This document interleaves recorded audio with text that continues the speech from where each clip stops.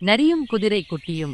ஒரு நாள் ஒரு நரி காட்டுல பசியோட இருந்துச்சு. காட்டுல ஏதாவது மிருகம் இருந்தா அடிச்சு சாப்பிடலாம்னு எல்லா இடத்துலயும் தேடி பார்த்துச்சு. எவ்வளவு தேடியும் வேட்டையாடி சாப்பிடுறதுக்கு எந்த மிருகமும் கிடைக்கல நரிக்கு. கொஞ்ச நேரத்துக்கு அப்புறமா ஒரு குதிரை குட்டி அதோட கண்ணுல பட்டுச்சு. அத வேட்டையாடி சாப்பிடலாம்னு நினைச்சப்ப அந்த குதிரை குட்டி நரிய பார்த்துடுச்சு.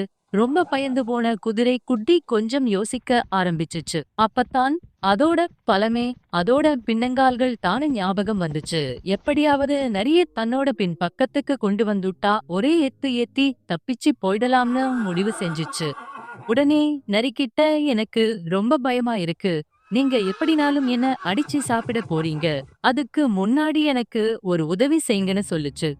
உடனே என்ன உதவின்னு கேட்டுச்சு நரி. அதுக்கு குதிரை குட்டி சொல்லுச்சு, நேத்துதான் குரங்கு ஜோசியர்கிட்ட எவ்வளவு நாள் நான் உயிர் வாழ்வேன்னு கேட்டேன். அதுக்கு அந்த ஜோசியர், உன்னோட ஆயுள் ரேகை உன்னோட வால் வரைக்கும் நீண்டிருக்கு. அதனால நீ 50 வருஷம் வாழுவன்னு சொல்லுச்சு.